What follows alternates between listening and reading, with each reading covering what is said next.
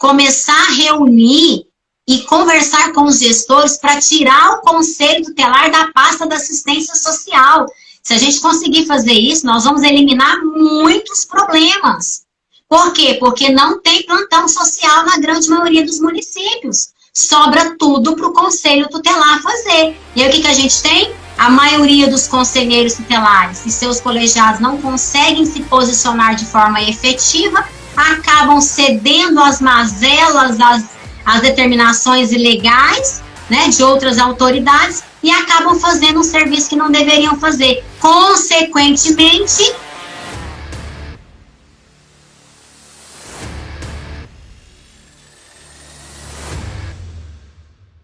e nós vamos falar de um assunto muito bacana, muito pertinente. A Luciana, que é conselheira tutelar de primeiro mandato, lá em Brasília, tem feito um trabalho excepcional, maravilhoso.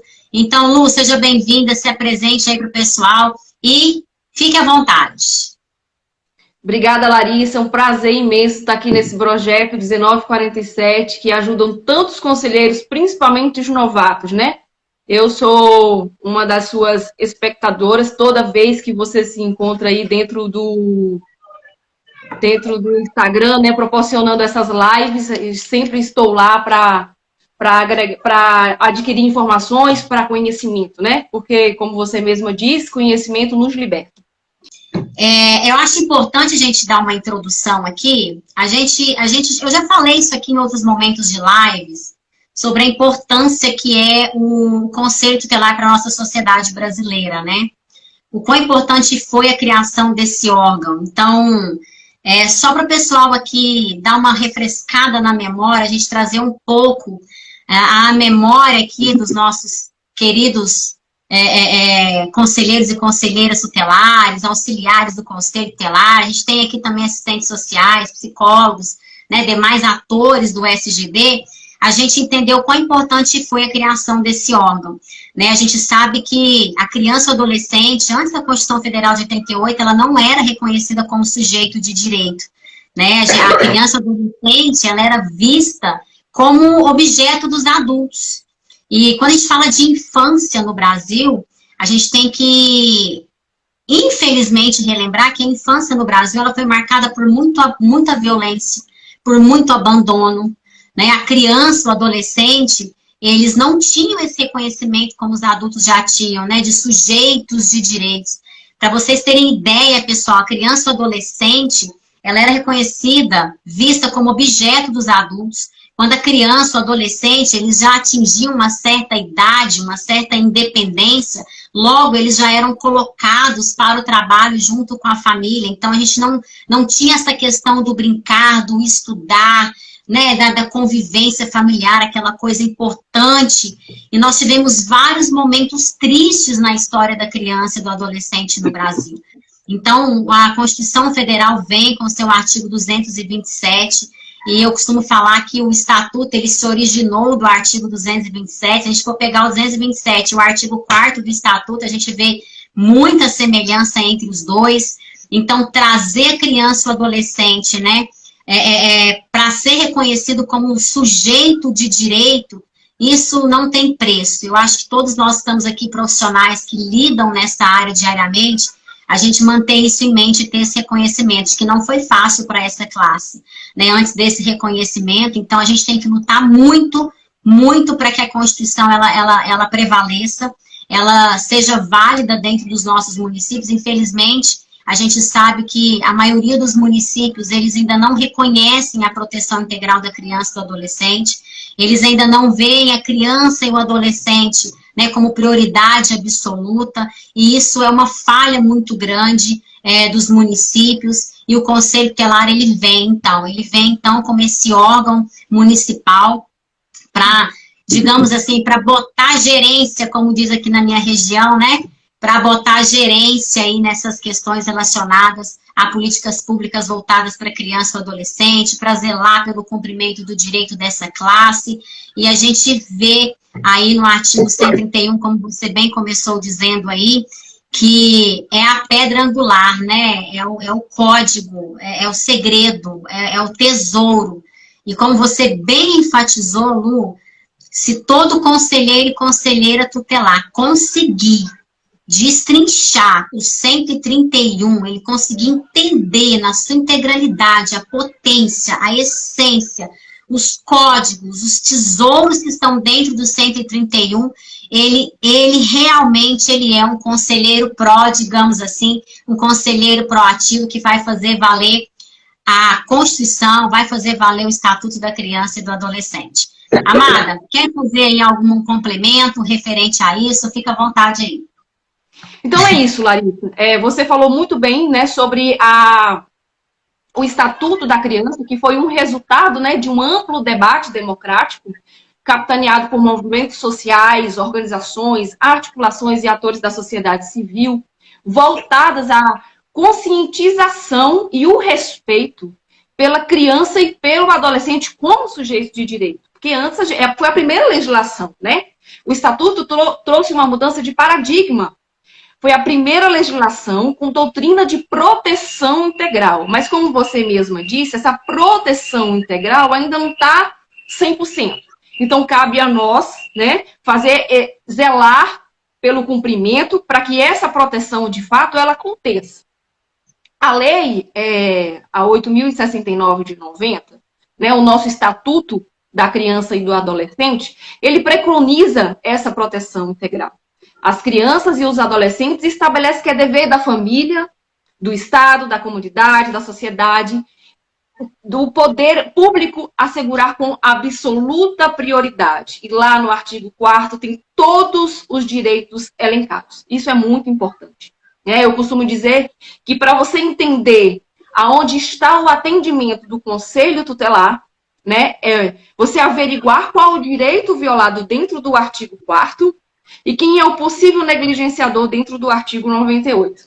E aí, a partir daí, você já tem todo um mapa traçado, né, para a gente entender e aplicar as medidas ali requisitando o serviço público. Então, entre tantas questões, né, importantes trazidas por Estatuto, além de considerar a criança e o adolescente como sujeitos de direito, quem vem? Qual a importância que está dentro do Estatuto no seu artigo 131? A criação do Conselho Tutelar. Olha que beleza. E como você disse lá no início da live, eu me encontrei dentro do Conselho Tutelar. Eu amo trabalhar dentro do Conselho. E para eu trabalhar bem para a comunidade, gente, é preciso capacitação. E a gente vai falar sobre isso ao decorrer dessa live. Então, nós estamos aqui como órgão de defesa. Estamos aqui para zelar pelo cumprimento de direito de crianças, né, e adolescentes. Então, o Estatuto permanece sendo avaliado como um dos melhores do mundo. Isso é fato. É uma das leis mais evoluídas sobre a proteção de criança e do adolescente. Sua importância dá-se pelo reconhecimento de que crianças e adolescentes são sujeitos de direito, né, que vivem em período de intenso desenvolvimento psicológico, físico, mental, moral, social, dignos de receber com prioridade absoluta toda a proteção, né, integral. E dentro do Estatuto, ele institui órgãos importantes, né, responsáveis por zelar por esses direitos. Além do Conselho de Direitos, né, temos o Conselho Tutelar, que é um órgão permanente, autônomo, não jurisdicional, encarregado pela sociedade para zelar pelo cumprimento de direitos de criança e adolescente. Olha a importância, né, de estar conselheira tutelar. Olha o tanto que nós somos importantes dentro de uma sociedade para fazer valer todos esses direitos. Olha como somos importantes, né, Larissa? Com certeza. Ô, Lu, você trouxe um ponto importante aí, que é falar que o Estatuto, ele é uma lei de referência, né? O Estatuto, ele foi um grande marco jurídico legal no nosso Brasil, na nossa legislação brasileira. Para quem não sabe, o Estatuto da Criança e do Adolescente brasileiro é copiado por muitos outros países. Então, a gente precisa muito, muito, muito, muito mesmo parabenizar todos aqueles que se reuniram, todos os movimentos, todos aqueles que pensaram e que contribuíram na construção do Estatuto da Criança e do Adolescente. A gente sabe, né, que o Estatuto ele foi econômico ao dizer sobre muitos assuntos, em especial sobre o Conselho Tutelar, e isso traz um pouco de angústia e um pouco de insegurança para os conselheiros tutelares, porque ficou muito à mercê das leis municipais definirem alguns pontos relacionados a direitos sociais, né, e a outros pontos importantes sobre o Conselho Tutelar. Então, a gente precisa realmente que a gente tenha, né, uma lei orgânica, então, para que a gente possa tapar esses buracos, fechar essas arestas e evitar múltiplas interpretações pelos municípios lá fora. A gente sabe, a gente anda pelo Brasil e a gente vê que os municípios, dependendo dos estados, eles funcionam diferente. Até municípios de um mesmo estado, eles trabalham de formas diferentes. Tem conselhos, né, colegiados, porque apesar de você pode ter 5 conselhos na sua cidade, é um conselho só. São colegiados diferentes. Então, a gente vê colegiados diferentes tendo posicionamentos diferentes. E aí, onde eu sempre falo aqui, sabe, Lu, que isso enfraquece muito o Conselho Tutelar. A gente viu, né, a gente vê diariamente nas redes sociais, né, nos meios televisivos, o corporativismo dos outros órgãos, né, Judiciário, Ministério Público, né, os delegados, defensores, mas a gente não vê esse corporativismo entre os conselhos tutelares. E eu acho que o dia que nós começarmos a mudar a nossa mentalidade, entender que nós precisamos nos fortalecer enquanto categoria, mas para isso nós vamos precisar a ter a mentalidade que esses outros profissionais têm com relação às suas categorias, para que a gente possa avançar. Então, é muito claro a gente ter que entender, você que está conselheiro, está conselheira, você tem que entender uma coisa muito importante. O Conselho Tutelar, pelo simples fato dele ser um órgão vinculado à administração pública local, ele precisa cumprir princípios constitucionais. Esses princípios estão lá no artigo 37 da Constituição Federal. Dentre eles, nós temos o princípio da legalidade. A gente sempre fala muito isso aqui para que os conselheiros e as conselheiras tutelares atuem na legalidade, evitem distorções, evitem problemas, evitem riscos, né? Então, é muito importante atentar ao princípio da legalidade, mas também ao princípio da moralidade, ao princípio da eficiência, porque nós precisamos também ser eficientes na prestação de serviço para a sociedade e para a comunidade. E aí eu faço uma pergunta para vocês, vocês vão responder a vocês mesmos no final dessa live. O quão eficiente vocês estão sendo no exercício da função de vocês, né? O quão vocês estão respeitando o princípio da legalidade no exercício da função de vocês.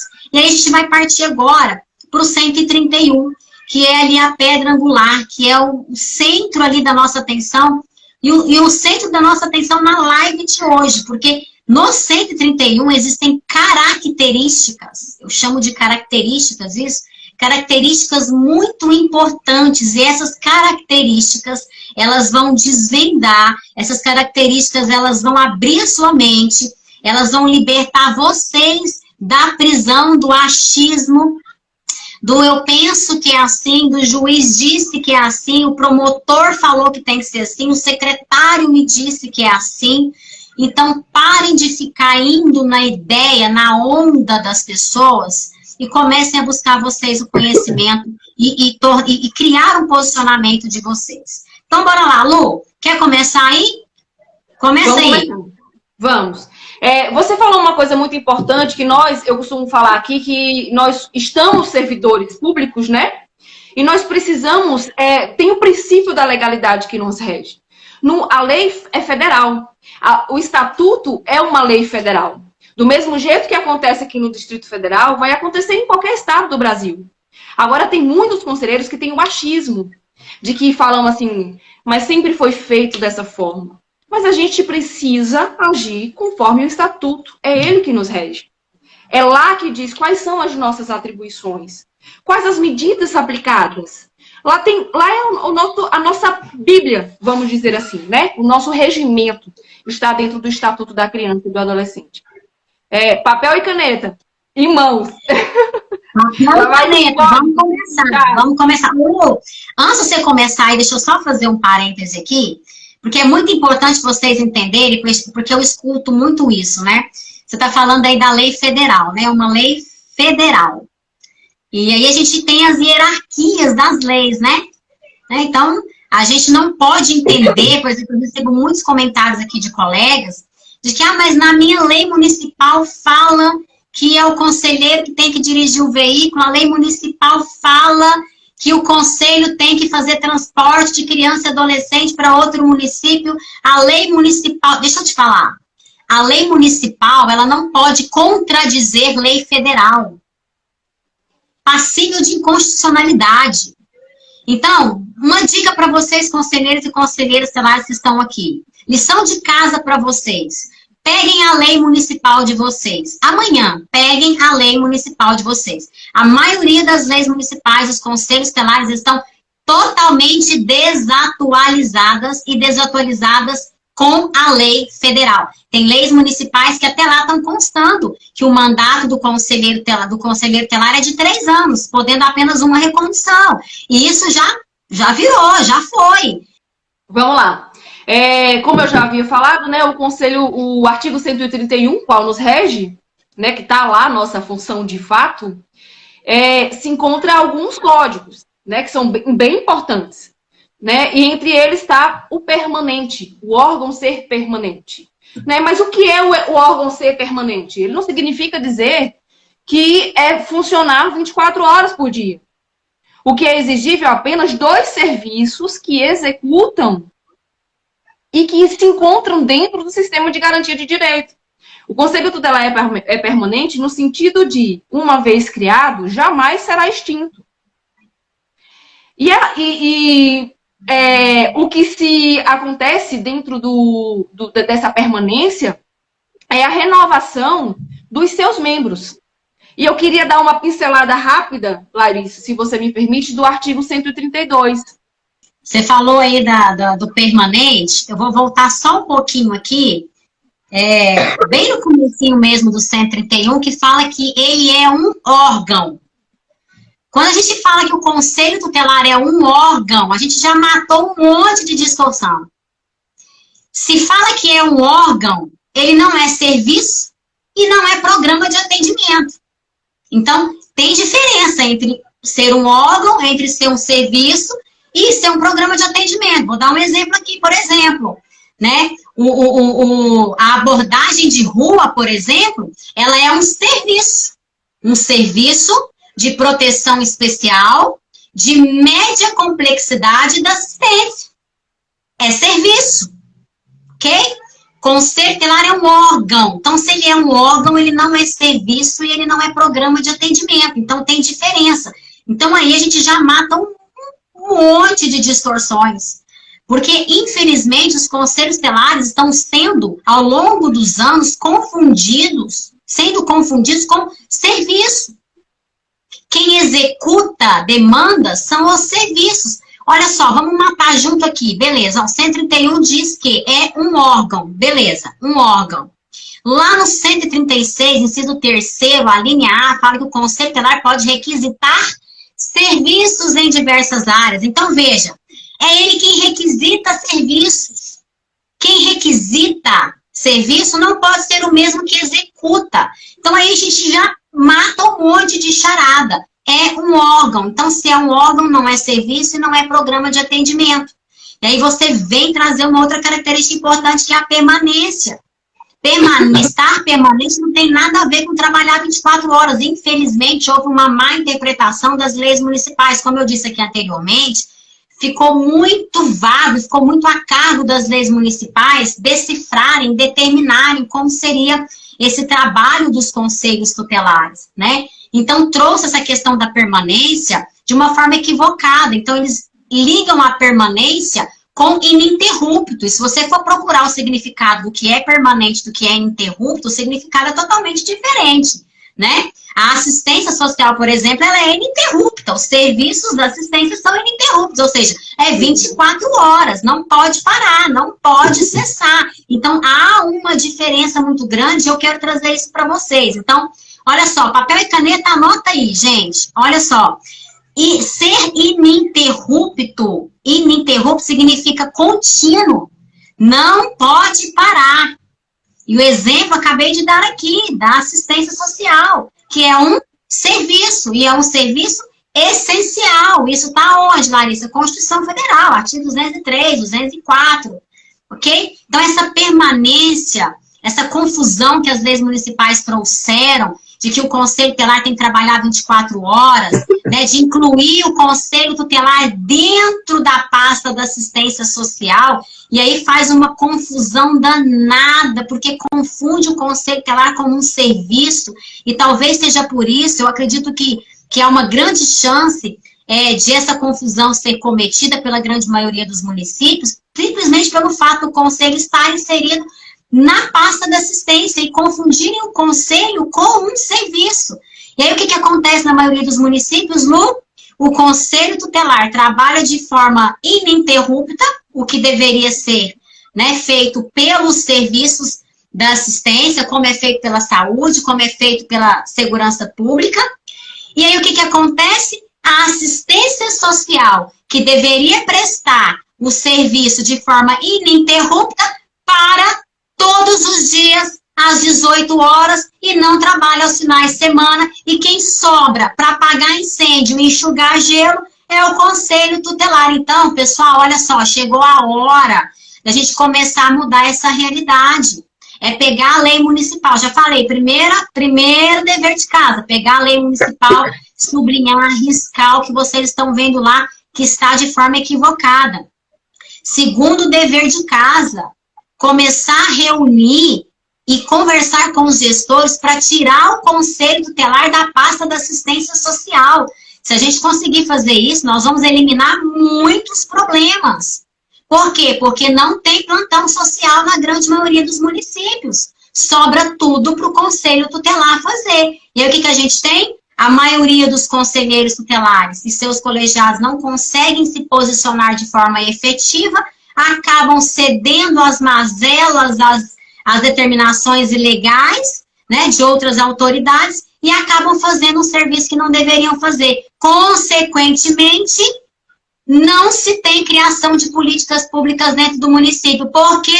Porque o Conselho Tutelar faz o serviço que é de todo mundo. Então, pessoal, olha só, tá na hora de acordar.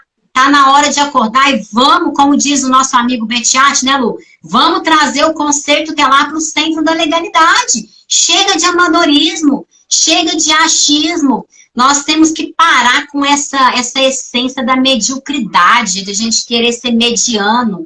Não, nós precisamos ser extraordinários, nós precisamos ser acima da média, fazer a diferença. É fácil? Não, não é fácil. Eu não falei nunca aqui para vocês que fosse fácil. É difícil.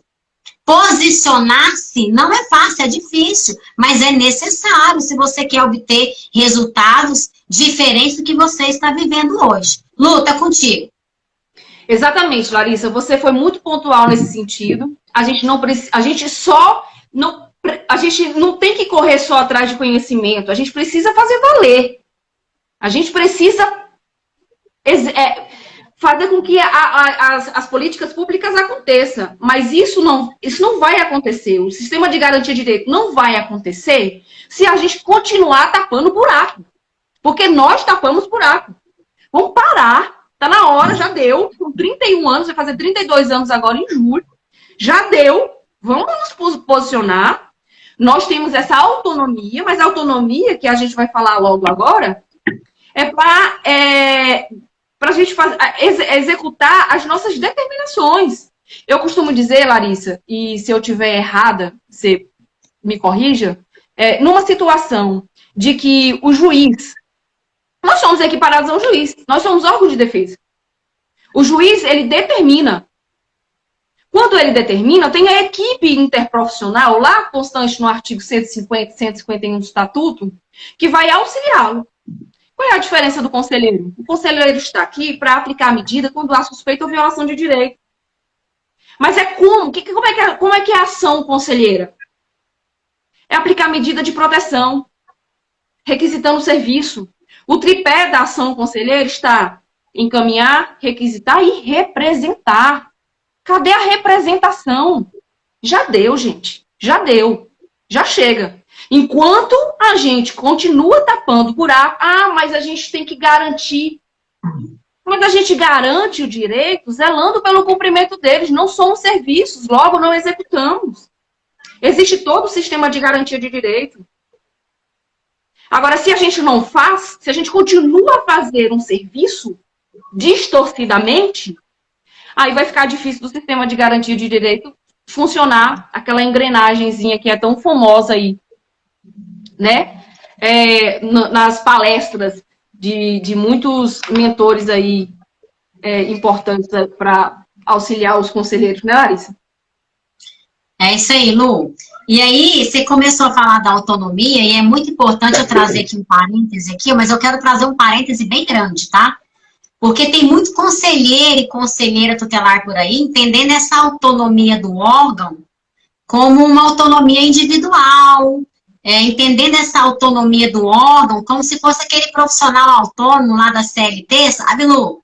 Aquele assim que faz o que quer, na hora que quer, vai trabalhar do jeito que quer, na hora que quer, decide o que quer, que dá na telha, o que dá na cabeça. E aí, se você estiver fazendo isso, meu conselheiros e conselheiras tutelares, podem parar. A autonomia é do órgão. Essa autonomia ela está ligada à sua autonomia nas decisões. Autonomia funcional. É para decidir. É para deliberar, é para requisitar. O Conselho Tutelar tem que entender que ele é um órgão vinculado à administração pública local, que é o executivo quem determina data, horário, local de funcionamento.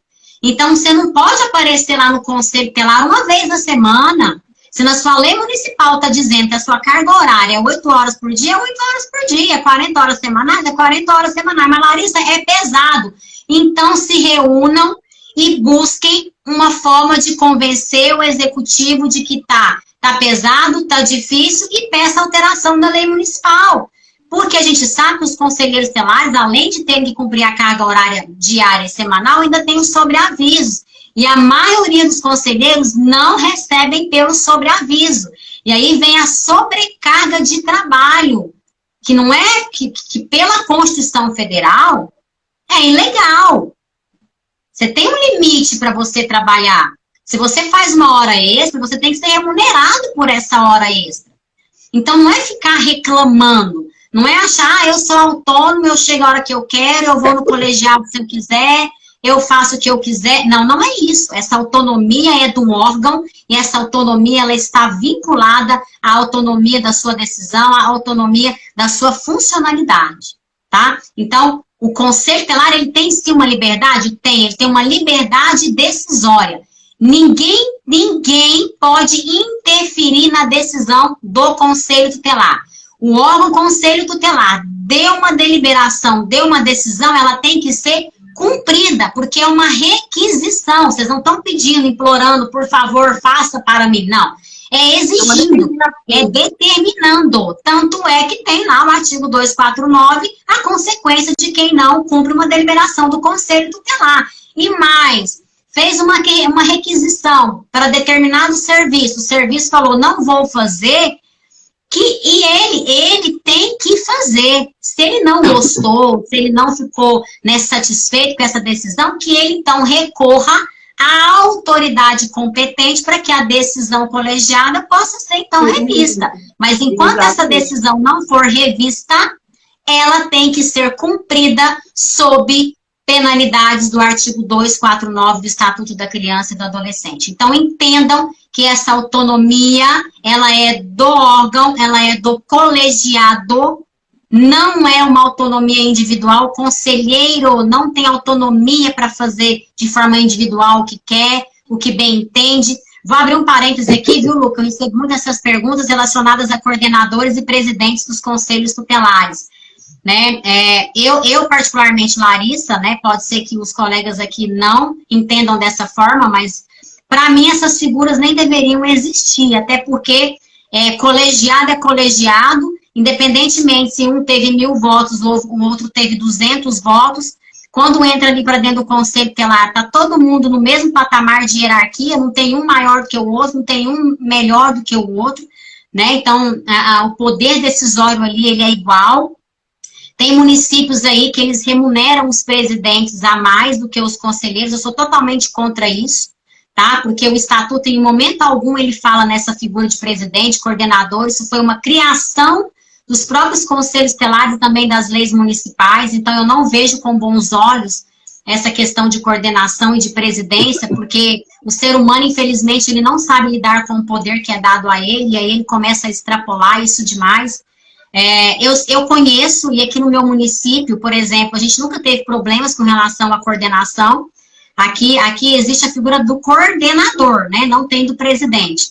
Mas coordenação aqui é uma briga, porque ninguém quer pegar. Né? Então, assim, coordenação, eu não quero, pula pra mim, você pega. Porque ninguém quer. Porque, assim, a coordenação aqui, ela é totalmente, assim, igualitária. Tá? Tô na coordenação, tá? Tem uma reunião, tem que dar uma palestra, tem que fazer alguma coisa, é qualquer um que se dispor. Então, não tem esse trem que é só o coordenador que tem que ir, só o presidente que tem que ir, qualquer pessoa, qualquer membro do colegiado está apto a representar o órgão em qualquer circunstância, em qualquer situação. Então, assim, se vocês querem permanecer com isso, gostam, se não existe problema, beleza, bacana. Mas se vocês estão percebendo que essas figuras, né, dentro dos colegiados, tá trazendo conflito, discórdia, inimizade, então repensem se vale a pena mesmo vocês manterem isso, porque o que entendimento vocês têm que ter aqui, que a autonomia é do órgão, então essa autonomia ela é igual para todos, não existe diferença, se é presidente ou se é coordenador, chegou qualquer documento dentro do conselho, foi para a mesa do coordenador ou do presidente, ele tem que passar para todos os demais membros do órgão. A decisão, se vai, se não vai, quem não vai, é do colegiado, não é ele que decide sozinho, tá? Então foi bom abrir esse parêntese aí. Amiga, pode continuar daí. Que foi muito importante, por sinal, né? Então, essa autonomia é para o cumprimento das nossas atribuições, das deliberações do órgão nas discussões, né, das medidas protetivas ali para aquele núcleo familiar. Então, essa autonomia é para essas questões, né? Não necessitando, né, de outras autorizações de coordenador, né? Porque essa figura é mestre ilustrativo, mera ilustração, né? Essa figura não consta no estatuto, né? Numa lei, no regimento interno. Então a gente não tem essa subordinação, né? Essa hierarquia. O desempenho de nossas atribuições, ela não se subordina aos poderes executivo, judiciário, legislativo, nem ao Ministério Público, devendo eles manter uma relação republicana, vamos dizer assim, de parceria, né? Porque a gente precisa, lógico, ter uma parceria, porque nós, conselheiros tutelares, nós temos também uma atribuição que é assessorar o Poder Executivo, que eu acho essa atribuição fenomenal. Olha a importância de estar conselheiro tutelar dentro da sociedade, né? Você assessorar o Poder Executivo, porque você está ali, tá vendo ali quais são as violações de direito. Todas as violações são recebidas por você, né? A grande maioria. Aquelas pessoas que entendem como é, de fato, o atendimento, a função do conselheiro tutelar. Então, a partir do momento que a gente tem ciência, gera estatística, né, daquelas violações. E essa estatística é levada, nós temos direito à cadeira, nós temos direito à voz, não temos direito a voto, né, Larissa? Mas a voz, nós temos direito para assessorar o Poder Executivo na elaboração de políticas públicas voltadas para crianças e adolescentes. Então, é importante, quando você falou do órgão Conselho Tutelar, porque essa autonomia, ela se refere ao colegiado, né? E não aos conselheiros agindo de forma isolada. Gente, para com isso. Pelo amor de Deus, o órgão é um órgão colegiado, até porque elas estão invariavelmente subordinadas às deliberações do próprio colegiado. Quando a gente fala na autonomia das decisões, é importante o pessoal que está nos acompanhando aqui entender que nós precisamos levar as decisões do Conselho Tutelar ao centro da legalidade. Por que eu estou falando isso? Porque tem muitos colegiados por aí que estão agindo fora da legalidade estão tendo ações, atitudes fora da legalidade e por entenderem que são a maioria é daquele jeito que tem que fazer. Então, vejam bem, vocês precisam exercer o princípio da legalidade. Outra coisa, usurpação de função é crime, artigo 328 do Código Penal Brasileiro. Se você não sabe o que significa usurpação de função, eu vou te explicar. Usurpar função é você fazer uma função que não é sua, tá? Então, quando você executa uma função que não é sua, você está usurpando função, você está incorrendo em um crime. E se porventura você causa algum dano, seja para uma criança, seja para uma adolescente, né, que resulta de sua execução de uma função que não lhe cabia, isso pode te dar um problemão, tá? Processo administrativo, ações no âmbito civil, processos criminais. Então, um recadinho aqui para os amigos conselheiros e conselheiras tutelares. Não atuem mais fora da legalidade. As atribuições do órgão conselho tutelar estão definidas em lei. Ninguém pode criar, alterar e mudar essas atribuições senão o legislador.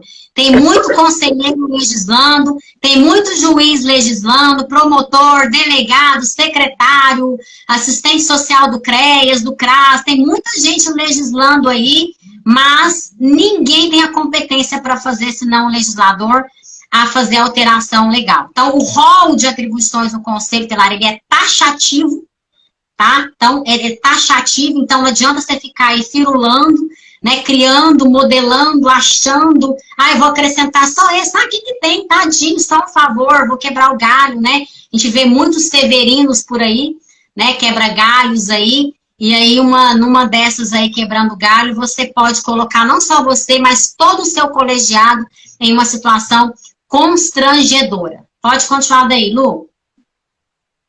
É verdade. Essa questão de usurpação, né, de função que não nos compete é uma situação muito corriqueira, infelizmente, né? A gente vem incorrendo essa...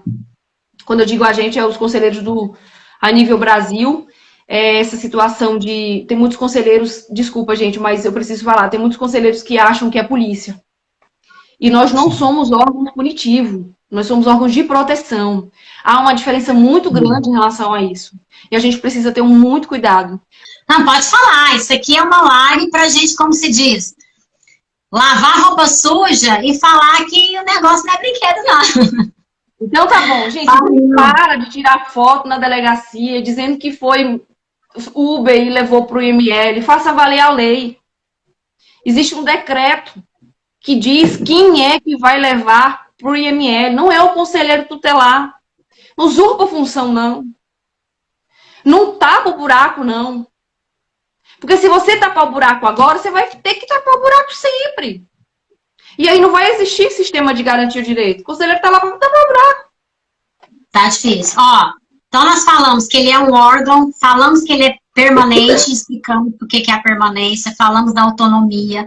E agora a gente vai falar por que é não jurisdicional. E a Lu começou falando muito bem aí, né? É muito claro, não jurisdicional, ou seja, não faz parte do sistema de justiça, não faz parte do poder judiciário, não é extensão do poder judiciário, não é serventuário da justiça, portanto, não tem competência para dirimir e resolver questões relacionadas a conflitos familiares, né? Então, a gente vê que há uma demanda muito grande nos conselhos tutelares, né, de muitas famílias que ainda acham que o conselho tutelar é quem dá guarda, quem tira guarda. Eu no meu primeiro mandato, eu vi com meus próprios olhos, e eu vi conselheiros tutelares ligando para o pai da criança, porque a mãe foi lá falar que ele atrasou a pensão, ligando, falando assim, eu tô com a mãe aqui, não sei o quê, diz que o senhor atrasou a pensão, que dia que o senhor vai pagar? É de chorar, gente. É para chorar, mas é a realidade. Né? Eu já falei isso aqui. Quando eu entrei no Conselho Tutelar em 2016, meu primeiro mandato, tá aqui, ó. Eu sempre falo, mas eu nunca mostrei, viu, Lu? Vou aproveitar a oportunidade aqui, eu vou mostrar. Eu sempre falei pro pessoal que quando eu entrei eu comecei a participar dos grupos, dos fóruns intersetoriais, eu comecei a entender como é que funcionava o SGD, eu comecei a fazer palestras nas escolas, ser chamada para fazer palestras em ONGs para falar do conselho, e eu vi o tanto de distorção que estava lá. Eu comprei esse caderninho aqui, ó, ele tá até surradinho, tá, gente? Que esse aqui é de 2016 para 2017. Então, nesse caderninho aqui, que as folhas já tá até caindo, sabe, Lu? Ó, foi esse caderninho aqui que na época eu comprei. Eu listei todas as distorções que nós estávamos vivendo naquele momento. Apresentei para o meu colegiado na época. Nós marcamos uma reunião com os 15 conselheiros tutelares. Mostramos para eles o que estava sendo feito de errado. Já contei que a reunião não foi produtiva, né? Teve muito bate-boca, muita discussão. Falaram mal de mim, falaram mal de muitas coisas, os meus colegas, que a gente estava ficando doido, que sempre foi daquele jeito, que nós tínhamos acabado de chegar e estava querendo mudar tudo, e que não sei o quê, pererei, papapá. Pois é, mas está tudo aqui, né? A criação do método que foi utilizado na época, né? Muitas coisas que o meu colegiado foi muito foda, assim, sabe? A gente comprou uma briga muito grande, porque nós éramos 5 mulheres novatas, nunca tínhamos sido conselheiras tutelares antes, e nós éramos minoria. Na época, a maioria era os veteranos, que já estavam acostumados, né, com as distorções, com as aleatoriedades, com tudo, e a gente começou aí, a gente engajou essa mudança dentro dos conselhos tutelares. Nós, de início, éramos conhecidos como o colegiado preguiçoso, o colegiado encrenqueiro, o colegiado que não queria fazer nada, o colegiado, né, que só queria ficar a ver navios. Então, o que o conselho tutelar fazia? Porque se não transportava criança e adolescente de um município para o outro. Então, o que o conselho tutelar fazia? Se não acompanhava a criança na consulta médica. O que o conselho tutelar, então, fazia? Se ele não abordava uma criança no semáforo porque estava pedindo dinheiro. O que o conselho tutelar, então, fazia? Né, se precisava, se não transportava criança para fazer um exame no IML. Então, para que o conselho tutelar servia, se ele não fazia nada disso? Então, mas resumindo, a gente terminou o primeiro mandato com 90% dessas distorções todas já rompidas. Todas. Usando um simples método, que é o método que eu uso no meu curso Conselheiro Pro, que eu ensino os meus mentoreados, que eu ensino os meus alunos como é que é feito isso. E usando algo muito importante, que é o posicionamento. Então, a gente... é difícil, mas alguém tem que começar. Né? As grandes revoluções ocorridas no mundo foram iniciadas por uma pessoa. Na grande maioria. Né? Então, se você for lembrar aí, né? A Princesa Isabel, nós temos tantos aí, né? Que começaram a revolução, a mudança na vida de pessoas através da atitude de uma pessoa. Então, por que não você, aí do seu colegiado, começar essa mudança e começar essa transformação? Foi possível para mim, está sendo possível para a Luciana, está sendo possível, né, nos colegiados aí de tantos conselheiros tutelares, os meus alunos. Você pode também ter a mesma experiência se você quiser e resolver mudar e sair da zona de conforto. Então, não jurisdicional significa que vocês não são extensão do judiciário, vocês não são oficial de justiça, vocês não são técnicos do judiciário para fazer relatório técnico em ações de guarda, por exemplo. É muito comum os juízes encaminharem para os conselhos tutelares, né, requisitando que eles façam visitas e emitam relatórios técnicos para dizer se fulano ou ciclano tem condição ou não de assumir a guarda de uma criança. Né? E a gente sabe que o conselho tutelar não é órgão técnico, e muito menos técnico do judiciário. Vocês já viram o juiz fazer a função que é do Ministério Público? Vocês já viram o Ministério Público fazendo a função que é do delegado? O delegado fazer a função que é do defensor público? Gente, vocês não vão ver isso. Por quê? Porque eles têm as competências técnicas e funcionais dele. Eles sabem do risco que é intrometer, executar a função que é de outros. Ocupação de função é crime. Por que só os conselhos tutelares desse Brasilzão têm que continuar fazendo função que não lhe cabe? Tem que continuar se submetendo às mazelas, às determinações ilegais de juízes, Quantos conselheiros tutelares perderam a vida cumprindo determinações ilegais? Quantos conselheiros tutelares receberam processos administrativos por cumprimento de determinações ilegais, por desviar a função, por fazer as coisas para ajudar, para fazer as coisas, por puxar saco dos outros, puxar saco, porque o ano que vem tem eleição de novo e eu preciso ganhar. Ô, gente, pelo amor de Deus, vamos ser éticos profissionais, vamos ter profissionalismo. Aqui, se vocês, se não é para vocês a função de conselheiro tutelar, pega o banquinho, sai de mansinho. Tem gente querendo trabalhar, tem gente querendo trabalhar de forma eficiente, na legalidade. Tem gente com objetivo, com intenção de tornar o Conselho Tutelar uma das maiores instituições desse país. E você precisa fazer parte disso. Então, pessoal, vamos abrir a nossa mentalidade. Então, entendam que não jurisdicional é não jurisdicional. O Conselho Tutelar é órgão da administração pública, é órgão administrativo, é órgão municipal, não tem nada a ver com o judiciário. Ah, mas é porque lá no judiciário está faltando assistente social. Dane-se, que eles contratem, façam novos concursos e contratem assistentes sociais. O artigo 151 fala que se o juiz precisar, né, de elaborar algum relatório técnico e não tiver quem faça, ele pode nomear perito para fazer. Então, gente, vamos estudar, vamos ler o estatuto, vamos ler leis afins. Olha, posicionamento, eu criei os 3 pilares do posicionamento: conhecimento, coragem e comunicação. Se você conseguir colocar esses 3 pilares em ação, em conectividade, vocês vão conseguir tirar o Conselho Tutelar do buraco. Então, bora pra cima, vamos fazer as coisas acontecerem. Zelar pelo cumprimento é fiscalizar. Para quem deva fazer, atender, não se omita. Olha a importância, gente, que tem um conselheiro tutelar. Precisamos fazer valer, de fato, as nossas funções, as nossas atribuições. A gente precisa parar de executar serviço, parar de usurpar função que não é nossa. Tem conselheiros perdendo a vida por determinações judiciais. Cabe a nós fazer um pedido de reconsideração. Qual o problema disso? Envia um pedido de reconsideração ao juiz. Nós não temos hierarquia. Nós pertencemos a um órgão de defesa. Cabe a nós ter conhecimento, mas isso é preciso ter conhecimento. Adquira conhecimento, se posicione. E aí a gente precisa fazer um pedido de reconsideração. Quantas vidas foram ceifadas por conta de determinações que não faziam jus às nossas atribuições. Então a gente precisa ter muito cuidado em relação a isso, né? Eu preciso falar um pouco mais sobre o colegiado, visto que a gente conversou muito sobre a autonomia do órgão, né? E aí eu queria falar um pouquinho. Pode ser, Larissa?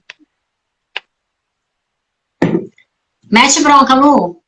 Beleza. As decisões do Conselho Tutelar, elas são tomadas pelo seu colegiado. E é por isso que a gente reúne, e a reunião é muito importante, porque os casos dentro do Conselho Tutelar são deliberados em colegiado, em reuniões. Gente, eu peguei o Covid e eu tô meio que esquecida. Me lembra aí, Larissa. Extraordinárias e ordinárias, né? A gente precisa ter essas reuniões para a gente debater e deliberar quais as melhores medidas protetivas cabíveis para aquela situação daquele núcleo familiar. Então, olha só a importância do colegiado, né? Para tanto, seus integrantes devem se reunir periodicamente para a tomada das decisões a seu cargo, sem prejuízo do atendimento. Eu costumo dizer assim, que o conselheiro tutelar, ele pode fazer o atendimento, né? Ele pode agregar aquela confiança, o atendimento, para ser uma ponte ali entre o núcleo familiar. Mas as decisões, as medidas de proteção, as requisições dentro do órgão têm que ser decididas e deliberadas em colegiado. Por isso, gente, tem que ser reuniões, precisa ter reuniões. Não decidam nada sozinhos. Registrem ata. Isso é importantíssimo. Né? Sem distorções. O Conselho Tutelar, como diz minha amiga Larissa, né, no projeto, né, dela, ela precisa ser proativa.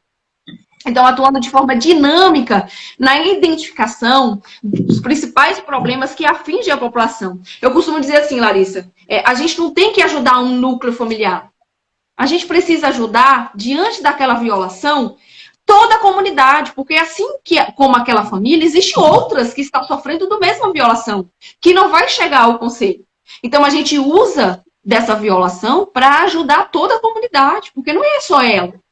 A gente não tem que ajudar somente, a gente não tem que nem esperar a violação chegar até nós. Cadê o assessoramento do Poder Executivo? A gente tem tanta função legal, a gente tem tanta função, tem tanta atribuição de fato, e aí a gente acaba usurpando a função que não é nossa, né? A fiscalização também, né, Lu? A fiscalização lá do artigo 95, que infelizmente a maioria dos conselhos tutelares, né, prevarica, a palavra certa é essa, existe uma prevaricação, porque não sobra tempo, porque fica fazendo tantas outras coisas que aquilo que precisa ser feito não faz. E você falou muito aí de colegiado. O meu primeiro colegiado, a gente teve muitas essas questões, sabe, de romper com as distorções.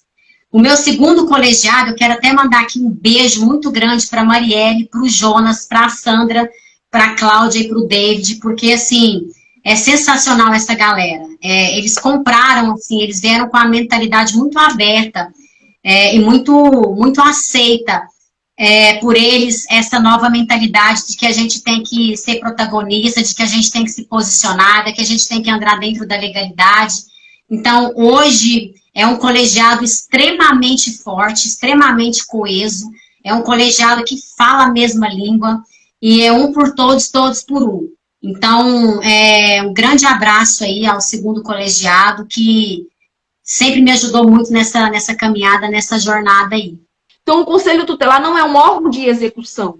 Para cumprir suas decisões e garantir a eficácia das medidas que aplica, utiliza-se vários serviços governamentais e não governamentais que prestam atendimento, né, à criança e ao adolescente. Quando o serviço público necessário ele inexiste, teve uma situação, eu estava no grupo e eu não me recordo onde, e eu achei aquilo belíssimo. A conselheira tutelar, ela enviou na cidade, no município onde ela se encontrava, morava, ela era conselheira tutelar, ela é conselheira tutelar, precisava do serviço de abordagem social, por ter crianças ali no semáforo, em medicância, vendendo balinha, enfim. E aí, ela necessitou desse serviço. E aí foi enviado para a assistência social, para a secretária da pasta, aquela requisição. E a secretária falou que não existia aquele serviço dentro da cidade. Olha só, se o conselheiro tutelar fosse lá, ele ia resolver aquela situação, como você diz, enxugando gelo. Mas o que é que ela fez? O colegiado dela, o conselho dela, ela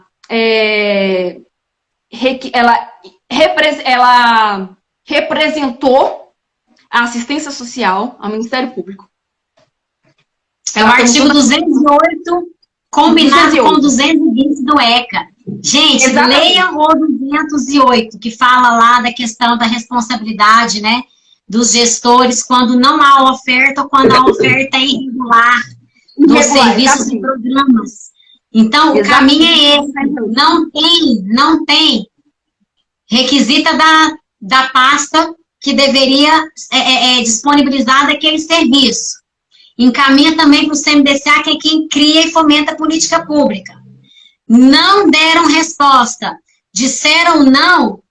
É Ministério Público. E Ministério Público entrar com ação civil. Entrar com ação contra o município. É isso que tem que começar a fazer, porque senão não vão acordar. Porque se todas as vezes vocês vão ficar enxugando gelo, não vai ter criação de política pública. Gente, deixa eu falar uma coisa para vocês aqui, segredo, eu vou falar baixinho, hein? Escutem.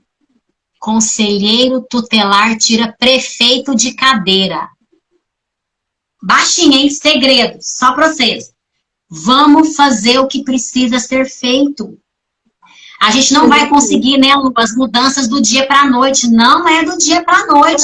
É uma sementinha plantada. É plantar, gente, a sementinha. Vocês vão plantar. Talvez vocês não vão ver hoje os resultados de vocês. Vocês vão ver a sementinha de vocês, a árvore frondosa dando frutos anos-luz na frente, mas vocês deixaram legado, vocês plantaram a semente, vocês começaram a fazer a mudança, a transformação, vocês protagonizaram, o nome de vocês está lá, vocês vão andar na rua, as pessoas vão lembrar de vocês. Ali teve um conselheiro tutelar proativo, que trabalhou, que fez, que protagonizou a mudança e a transformação na vida de crianças aqui do município. Não tem preço que pague esse reconhecimento. Não façam esperando por agora. Façam. Simplesmente façam. Pensando que você plantou a semente, mas a árvore ela vai crescer e ela vai dar frutos. E você foi participante disso. Perfeito, Lu, sua colocação. Larissa, e deu frutos. A árvore está gigante, porque agora, dentro do município dela, existe o serviço de abordagem social, o qual não existia. Olha só como é importante. Cara, se a gente tem um conhecimento, tem um posicionamento, a gente vai longe. A gente vai longe, é preciso fazer valer. E o Alisson está dizendo aqui, um dispositivo que muitos não usam é exatamente essa, é a representação. É de achar que aquilo ali está tudo certo. Política.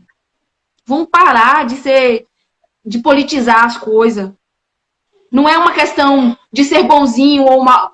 Gente, é um trabalho. A gente precisa fazer valer o qual a sociedade nos escolheu. A gente tem uma função importante dentro da comunidade. Vamos fazer valer. Em todas as situações que eu venha a ter oportunidade, eu preciso falar da capacitação continuada. Porque a partir da capacitação continuada é que muitos conselheiros eles vão agir conforme a legalidade. Ele vai fazer valer qual de fato é a sua função. É de entendimento. Se você tiver mais alguma explanação sobre o artigo 131, logo eu falo sobre o artigo 134, né? Parágrafo primeiro. Vou só fechar aqui e já passo para você. Dentro do 131 fala que ele é escolhido pela sociedade, né? Por meio de um processo de escolha. Então, os conselheiros, eles são escolhidos por meio de um processo de escolha, né? Diferente de um processo eleitoral. E esse processo de escolha, ele tem fases. E fica muito a cargo dos municípios essa questão do processo de escolha, como ele vai ser conduzido, né? Pelo CMDCA, na grande maioria dos municípios, é quem conduz esse processo de escolha. Então, tem municípios que é prova objetiva, tem outros que é prova objetiva, mas avaliação psicológica, outros é objetiva, avaliação psicológica, e sempre tem a questão da escolha dos membros do conselho tutelar. Então, a gente precisa entender que, pelo simples fato de o conselheiro tutelar ele ser escolhido pela sociedade para um mandato de 4 anos, ele se torna uma autoridade também dentro do município. Tá? Então, por isso que não tem essa questão da hierarquia do conselheiro com relação a prefeito, a vereador, a secretário, a juiz. Então, ele tem mandato, ele é empossado, ele tem posse, é igual prefeito, é igual vereador. O vereador, ele é escolhido por meio do processo eleitoral, então ele tem posse, tem mandato, ele é uma autoridade do município. Não é diferente para os conselheiros tutelares, mas olha, não confundam com autoritarismo, não confundam isso, tá? Vocês precisam sim ser respeitados como uma autoridade. Um questionamento, né, Lu, que sempre vem à tona também é a questão do conselheiro tutelar ser ou não servidor público. Já existem vários julgados no Brasil dizendo que sim, o conselheiro tutelar no exercício da função é sim um servidor público ou um funcionário público no sentido amplo. E a gente sabe que a maioria das leis municipais não fazem constatar isso, né, que ser o conselheiro tutelar um servidor público. Então traz aí muitos prejuízos para esses profissionais, né, com relação a descontos em folhas de pagamento, a receber ou não receber FGTS, né, a receber um monte de PIS, PASEP e tudo mais. Então, é muito importante vocês entenderem que vocês são empossados, vocês têm um mandato, que esse mandato, dependendo da atitude de vocês, das ações de vocês podem perder, tá? Vocês podem perder. Então, a gente precisa ter ética profissional, ter lisura para trabalhar. A gente tem que aprender a trabalhar de forma ordeira dentro dos colegiados. A gente vê muitos colegiados aí brigando, né, um xingando o outro, discutindo, né, colegiados aí que escuta o que um colega fala, leva para o secretário, leva para o prefeito, leva para o vereador, né, fica com essas picuinhas, um querendo puxar o tapete do outro. E enquanto houver essas rixas, esses conflitos internos, vocês não vão se fortalecer e o Conselho Tutelar não vai chegar no patamar que a gente quer. Então, deixa as diferenças de lado, tá? Uma questão, você falou questão de política aí, né? Infelizmente acontece muito isso, principalmente nas cidades pequenas, essa disputa política, e não é diferente dentro dos conselhos tutelares. Eu costumo dizer que a única discussão política que se deve ter dentro dos conselhos tutelares é a construção de políticas públicas voltada para a criança e para o adolescente. Se você é de partido A, B, C, centro, esquerda, isso não interessa. Ali dentro, isso não interessa. O que interessa é você executar a sua função com maestria, com responsabilidade, dentro da legalidade, fazendo valer os direitos daqueles que não são só o nosso futuro, mas o presente da nossa nação. Aqueles que serão os nossos futuros prefeitos, vereadores, governadores, deputados, presidentes, conselheiros tutelares, médicos, assistentes sociais, psicólogos. Nós temos que pensar nessa classe, fazer a diferença na vida dessas pessoas, né? E a Lu falou aqui um pouco também, é muito pertinente a questão do que é o zelar pelo cumprimento do direito, né? E é diferente, né? E as pessoas falam assim, o Conselho Tutelar zela pelo direito. O Conselho Tutelar não zela pelo direito. Quem zela pelo direito é pai, mãe, é os responsáveis. O Conselho Tutelar zela pelo cumprimento do direito. É diferente. Não é a mesma coisa, tá? Não é a mesma coisa, ok? Então, tem essa diferença aí que é muito grande, porque se não houvesse diferença, o legislador não tinha colocado essa palavra no meio, né? Tinha deixado zelar pelos direitos. Não, é zelar pelo cumprimento dos direitos. Então, zelar pelo cumprimento é exigir de quem tem que fazer que faça. E a Lu trouxe aqui perfeitamente o artigo 98, está lá, né? As questões, quem são, né? A omissão desses direitos. Então, a gente precisa se atentar muito a isso, não confundir as coisas. E aí a gente entra nessa questão, né? Mas como saber de tudo isso? Como conseguir se posicionar? Né? Eu falo muito isso aqui nas minhas lives, eu trouxe essa dinâmica aqui desde o início do meu trabalho nas redes sociais, que não adianta você buscar o conhecimento, você ter capacitação, você vir aqui para as lives, pegar um conteúdo massa desse, denso desse, e no outro dia você fazer a mesma coisa. Eu sempre falo aqui, resultados diferentes exigem atitudes diferentes. Tem muito conselheiro e conselheira tutelar querendo resultado diferente, fazendo as mesmas coisas. Vocês não vão ter resultados diferentes. Outra coisa que eu sempre falo aqui, conhecimento sem ação não gera resultado. Não adianta vocês irem para uma capacitação topíssima, chegar na segunda-feira, vocês não conseguirem colocar em prática o que vocês aprenderam. Não conseguir colocar em ação todo o conhecimento adquirido. E outra coisa, Lu, muito importante, vocês lutarem por capacitação com pessoas que já passaram pelo que vocês passaram.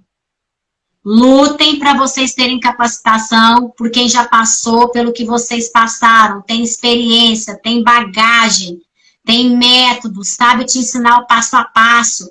Capacita-se, gente. Busquem capacitação. O estatuto, ele é recheado de artigos onde fala da importância da formação continuada para os profissionais que trabalham com crianças e adolescentes.